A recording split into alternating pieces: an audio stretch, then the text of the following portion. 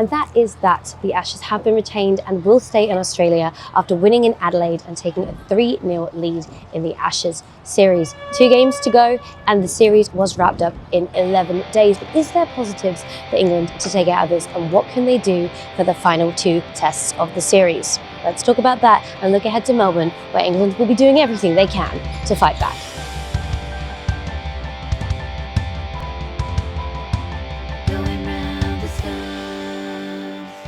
I think the positive from this test is there were flashes of something from England, and I guess flashes of learning from England from what they'd done in the first 2 tests.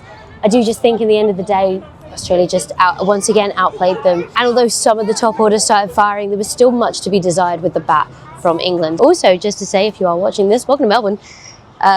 I've taken you outside to this wonderful location. Apologies if you are listening and you can hear some background noise. That is what is going on. I'm currently sitting at the Docklands in Melbourne for this podcast. So I bring you out to see some of the wonderful locations we are, as I will be on the ground for both Melbourne and the Sydney tests. We had Pat Cummins back into the side, retaking the captaincy after missing the first 2 tests in Adelaide, taking over from Steve Smith, who was actually missing due to vertigo, which took him out. It seemed like one of those other opportunities that something else had fallen England's way.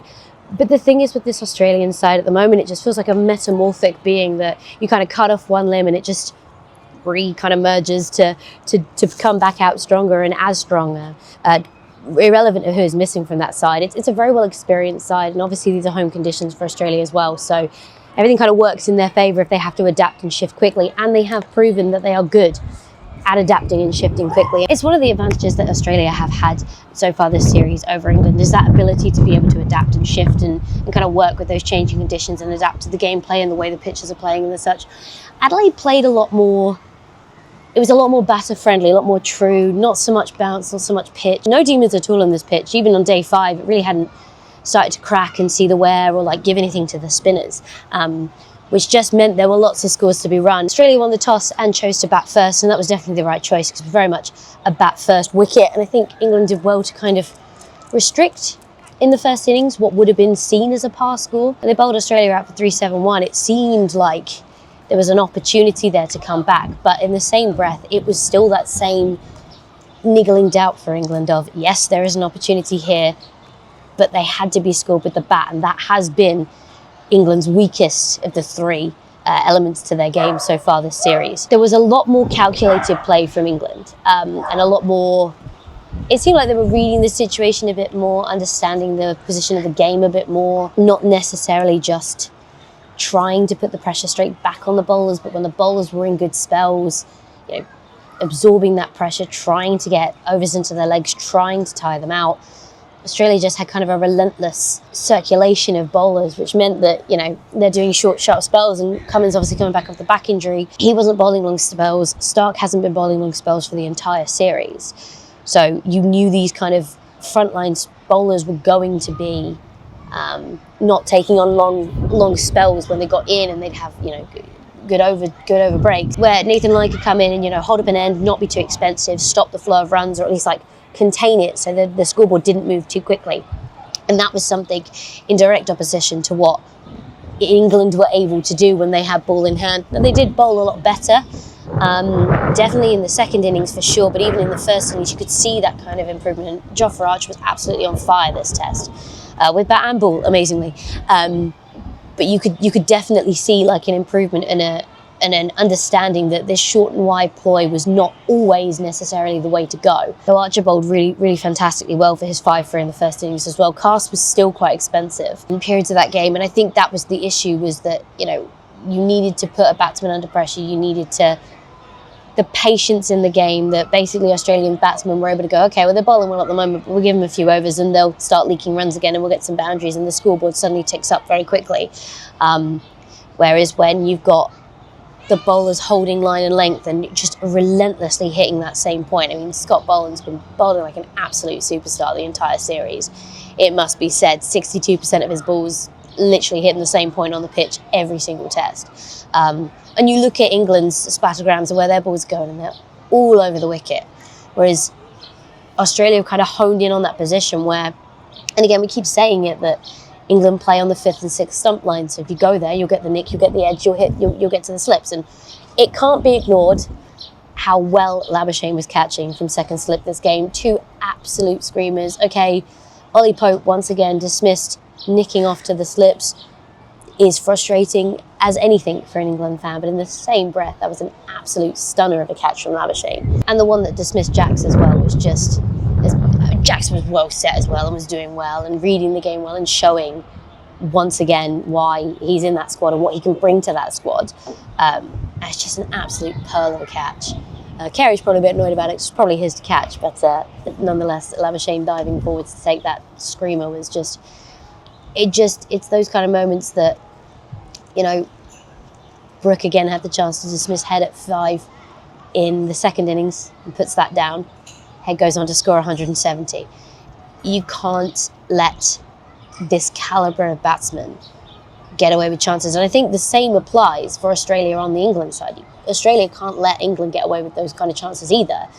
Difference being, Australia aren't letting them get away with those chances. And that's why you're seeing a 3-0 scorecard.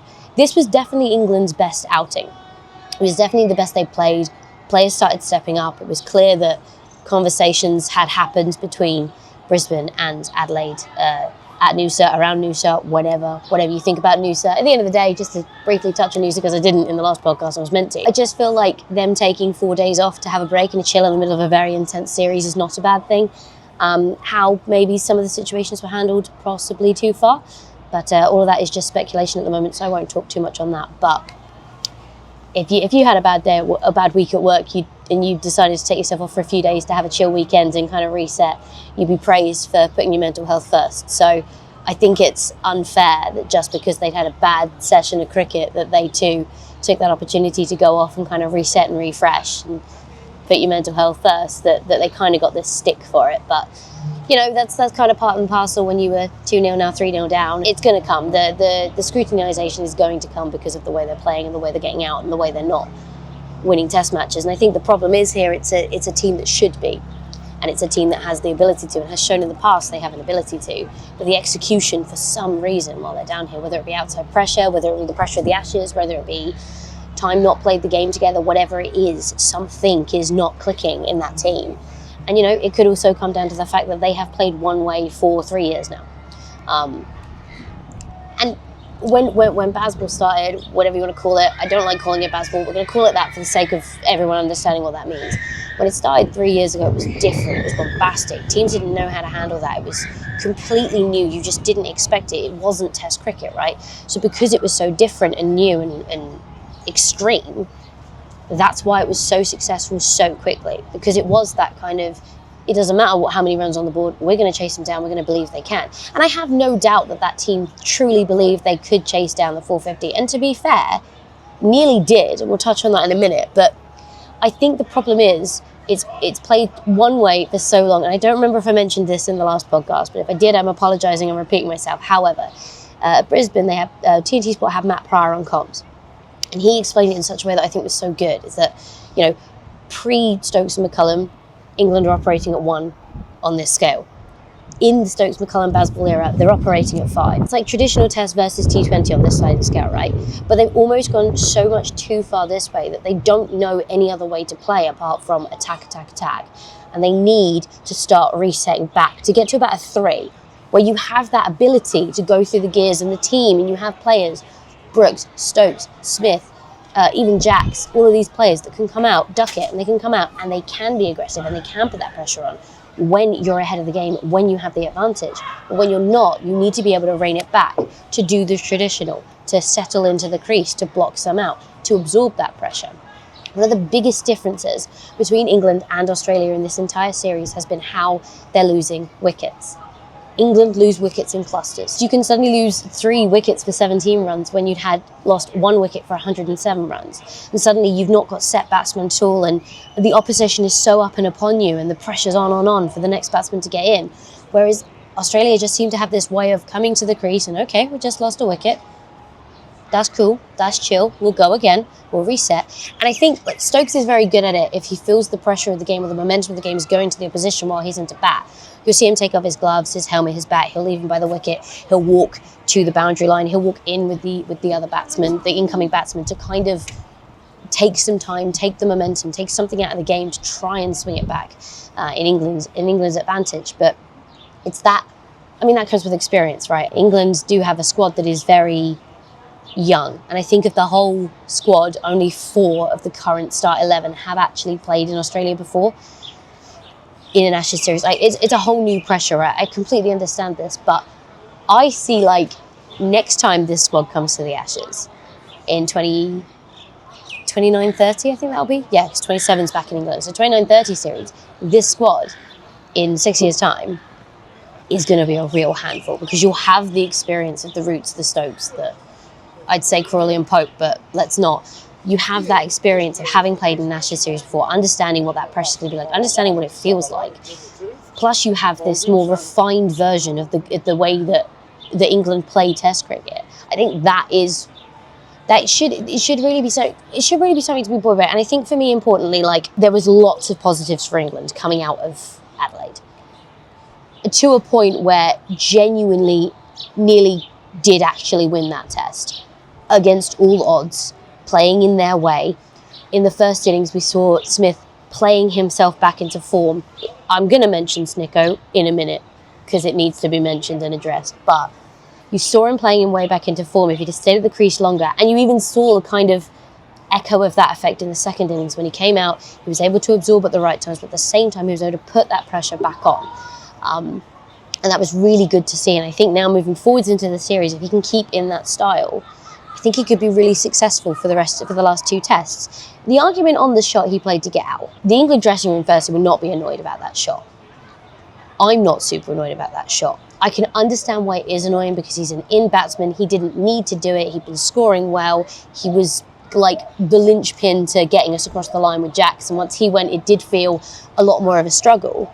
Cast came in and did really well to absorb and stay at the crease, importantly. But I'm not mad about that shot, because that is the way Jamie Smith plays. He showed in that innings a complete diversity of being to absorb when they were bowling well, be able to attack when he felt he was in the right place to attack. He had scored 4 fours off the last 4 balls that he had been bowled.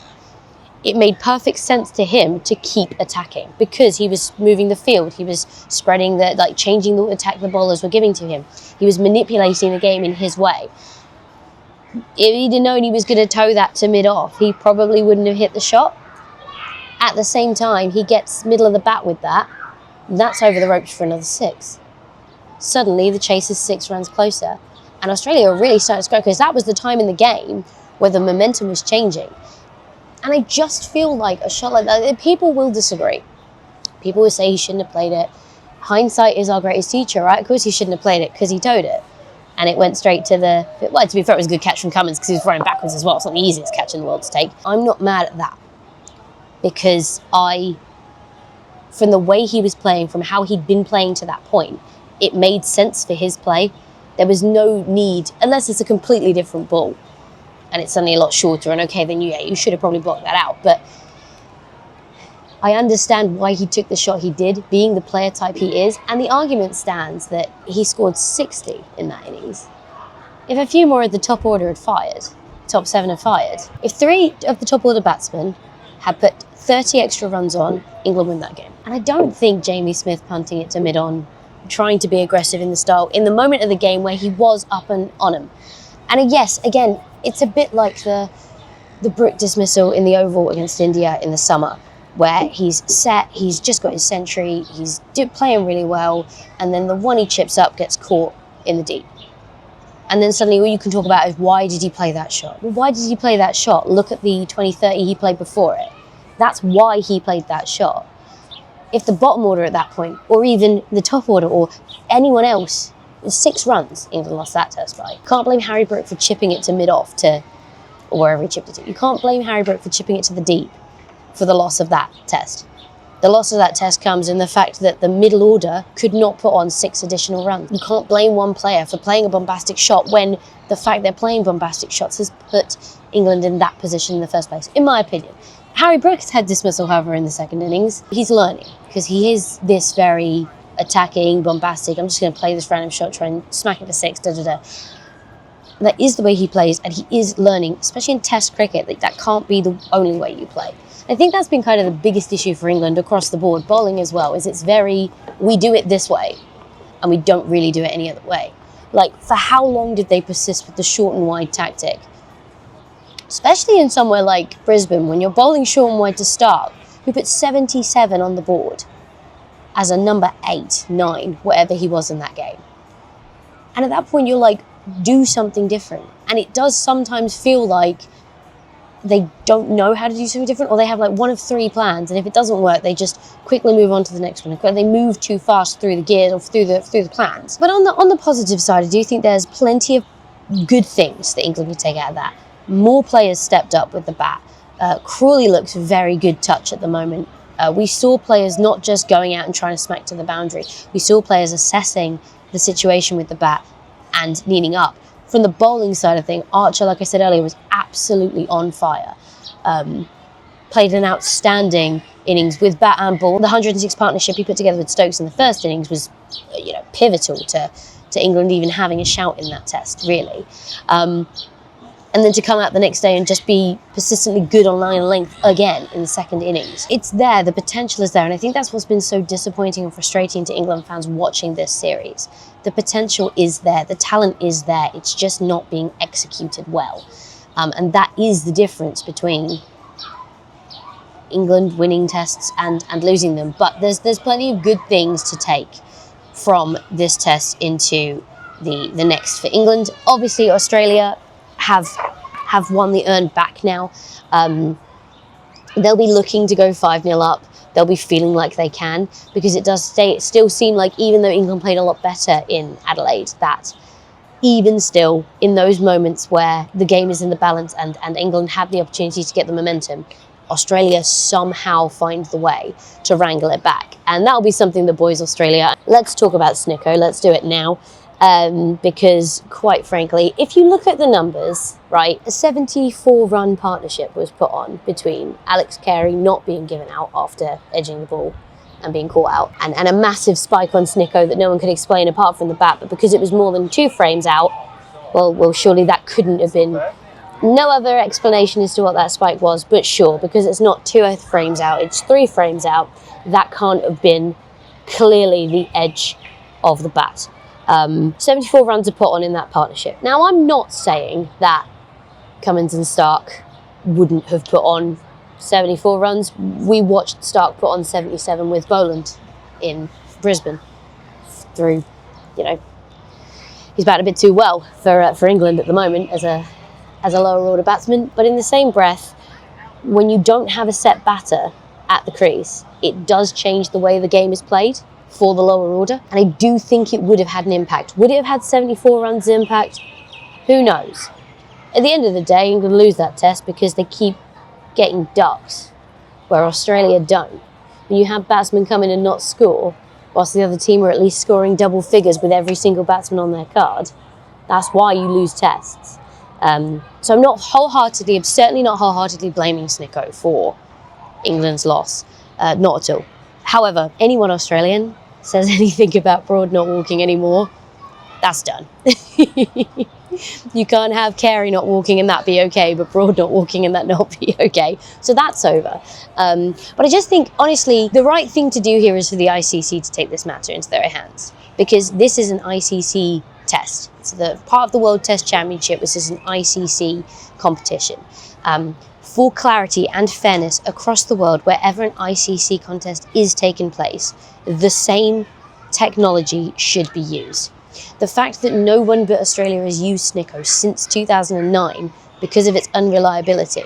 And to make it clear how this is different, the way any of this Ultra Edge, Snicko, whatever, the way any of it works, there's the stump mics are in the stumps, obviously, and the camera footages, there's a camera that's always front on, there's a camera that's always side on to get those angles for the Ultra Edge technology, Snicko. Well, this Edge technology, let's call it that, because Ultra Edge is technically its own thing. And the way that works is that you line up the stump mic with the visual footage that's captured to work out if we're in visual doubt if there is a audible sound. Now, obviously, light travels faster than sound, so these things have to be aligned. Ultra Edge, the technology that's used in the UK or in England, does this automatically. It's a process that's programmed to be done. It's a very expensive technology, but it works incredibly well because it perfectly aligns any sound that goes with the visual as it would have done in real time.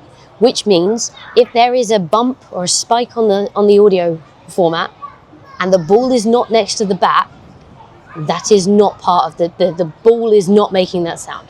Whatever it is, whatever, but it is not the ball passing the bat making that sound. The problem with Snicko is that it is a manual input. So the reason that's been described as to why the carry catching wasn't given out, even with Snicko, is because the wrong stump mic was uploaded. And I can't actually fathom how that works. I also can't fathom how you see a massive spike, the ball in midair near nothing, and then goes very close to the bat, and your brain doesn't go, that's probably hitting the bat. But the biggest problem about this is because there is this 1 to 2 frame leeway on Snicko, it actually means the technology is not helping the umpire, because the umpire is having to try and decide what is it that's actually making that sound. Very, very good instance of this, same game, Adelaide test, Jamie Smith goes to hook high, ball comes off, caught behind. Well, it's not, because it gets grounded, it hits the deck and bounces into Kwaja's hands, but comes off the glove. When you go to Snicko, because of this discrepancy, the spike for the sound is actually not when the ball very clearly hits glove, but the spike sound comes when it deflects off of Smith's helmet. So the umpire calls, it's not out because it's come off the helmet. And this is then why the Aussies go up in arms, because visually, when you look at the footage and you take Snicko completely out of it, side on angle, you see the deflection, you see Smith's glove ripple, you see it come off the glove, hit the helmet, and then go back. Again, like I said, ball is grounded. That should have been the end of it. We should have never gone to Snicko in the first place anyway, because check the catch first. If the catch is not clean, it's not out. Ball hits the deck. Okay. Same with the root one where Carey thought he got it. Ball hits the deck. It's not a carried catch. You don't catch on the bounce. It's not how catching works. So the problem is, we then lost like 5 minutes with the third umpire rock and rolling the footage to try and work out where is the spike. Is the spike off the gloves? Is the spike off the helmet? He makes the conclusion it's off the helmet, which is incorrect. It's off the glove. And the problem is, it's now the technology isn't helping. The technology is actually causing more confusion because the umpire is having to try and make a decision. Okay, well, I see a snick, but what is actually making that sound? Personally, in my opinion, and it probably won't happen, but I think for the last 2 tests, just sack off Snicko. Get rid of it. It's confusing the game too much. It's made too many blunders. It's debatable whether the Smith catch from the second innings was in or out. It looks like there's a clear gap between the bat and ball, but there is a murmur on the Snicko. So what is making that? In literally my own words of the Carey catch, what is making that murmur, if not a very faint tickle to the end of the bat? So, okay, hands up, maybe he did hit it, but at the same time, it doesn't look like he does. So I just think Snicko causes way more confusion than it does any good. And at that point, it's just, what is it bringing to the game? And again, in the same breath, it should be ICC pays for whatever the best technology is out there. And if you're playing in a World Test Championship game, you use the technology provided by the ICC, whether that be Snicko, Ultra Edge, Ujima Blongi's Ultra Edge technology, whatever it is, whatever's the best thing out there on the market. If Cricket Australia continue to use Snicko for Sheffield Shield, that's on them. If they continue to use it for the BBL, that's on them. But for an ICC-backed championship, where it's an ICC-backed tournament with ICC regulations, I just think that, yeah, that should be handled by the ICC, and it should be uniform across the board, whatever country it's being played in. Let's take a look forward now to Melbourne, here where I am to watch the 4th test of the series. We have big news in that Nathan Lyon, who went down with a hamstring injury in Adelaide, is out. He has torn his right hamstring, absolutely gutted for him. He's off to surgery, so he will actually take no further part in the series at all, because you don't come back off of a hamstring surgery in 3 days. So that's him out. There's looking, I think, Todd Murphy, who did come and replace Nathan Lyon in the 2023 Ashes as well. He is coming as the replacement frontline spinner. Expect to see him playing. Pat Cummins is also not in the squad for Melbourne. He's obviously still managing that back injury. My prediction will be that Stark will play this one, and then Stark will sit out Sydney, and Pat Cummins will come back in for Sydney. But it does mean Steve Smith, if he's not got vertigo, will be back as the captain. I don't actually know who captains if Smith is out. But this also puts under doubt whether Khawaja comes in. Now, Khawaja was dropped before the Adelaide test and then brought back in because Smith had the vertigo, and then put on 82 in the first innings, which was an incredible knock for him. So whether you take out Inglis, if Khawaja goes in at number 6, is that too low for Khawaja? There's a lot of debates about where and if Khawaja can fit back in the squad. Green hasn't contributed much with the bat even, but he does provide with the ball, and if you take Green out, you do lose a bowler. And if you've not got Cummins, obviously they'll probably bring in Nessa. I'd assume they'll bring in Nessa, not Doggett, because I think Nessa was a bit better with the bat in the 2 tests he played, but we shall see what they do. And looking to England, the noise coming out of the camp is that maybe they shouldn't have backed Ollie Pope as hard as they did from Rob Key. Something I said, I think they should have traded him out with Bethel ahead of the India series. We shall see if that happens. I was down at the MCG earlier today. Wicket looks a lot beiger than the other 2, less green. So definitely looks like you will want a frontline spinner on this test. If the middle wicket is the one we play with, if it's the one to the left or right, then it's a green top again. Obviously, you think that Cricket Australia's probably prepared this to thinking they had Nathan Lyon, which they obviously don't. So it could be more spinner friendly than other games. And it has been said that facing the new ball at Melbourne can be quite the challenge.